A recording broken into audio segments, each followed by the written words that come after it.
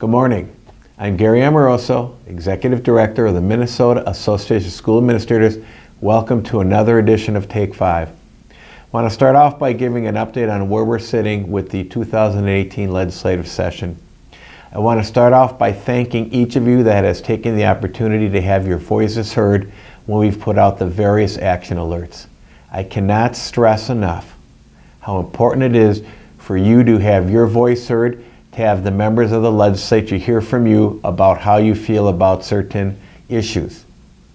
You make a difference, you have an impact, so as we walk towards the last 10 or 11 days of this session, please know that if we put an action alert out, it is imperative that you respond and that you have your voice heard by your elected officials. With that, an update on where we're at with a couple of things. First, let's talk about the pension bill. The Omnibus Pension Bill has passed the Senate on a unanimous vote a few weeks ago. As we've told you, it is still needing to work its way through the House and have a House vote. I am pleased to report that as I record this Take 5, we've now made it through 2 committees in the House. The 3rd committee will be on Friday of this week, where we're hoping that the bill will be passed out and then we'll be ready to go to the House floor. One of the things to keep in mind is that if there are any changes to the Omnibus Pension Bill from the one that was passed by the Senate, it'll have to go back to the Senate for their concurrence. So we're hoping that by time Friday day closes, the pension bill will have passed out of all 3 of the House committees and will be ready to go to the House floor next week. And then hopefully, will then be sent to the governor for his signature. Again, it's important that we have this omnibus bill.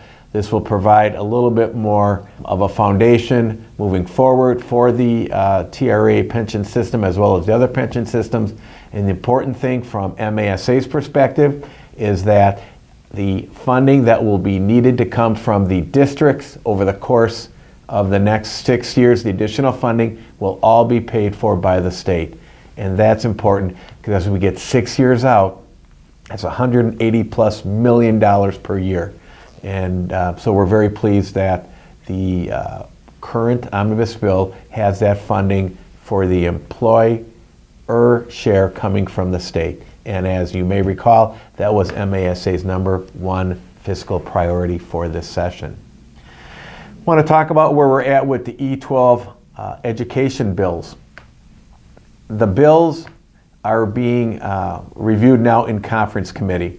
A little bit different structure this year in that there is only one conference committee that will be looking at all of the omnibus bills for all of the various areas of the budget: transportation, health and safety, bonding, education, higher education. It's all into one bill.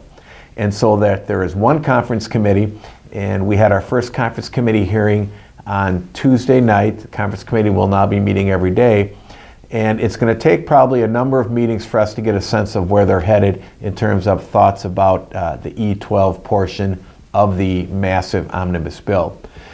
Once we have a better handle on that, we're probably going to be coming to you again and asking for your assistance and advocating for areas that MASA wants to make sure are included in the final omnibus bill. At this point, some of the areas of finance that we're looking at are the entire areas of health and safety. That's where we're seeing some dollars. You may recall the House has $30 million, the Senate has $20 million. The governor is asking for about $30 million in that area. We're looking at some potential dollars for the cross-subsidy reduction. The governor has $17 million for that, and not really anything in the House or Senate.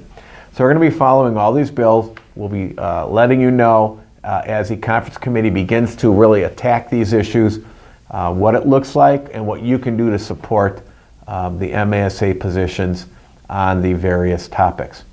With that, again, thank you for your advocacy. I'm there almost daily. Valerie Doslin, our lobbyist, is there. But it's so important for the legislators and the governor to hear from you, our members, on the various issues. With that, if I can be of service, please feel free to contact me at area code 651-319-1211. Thank you.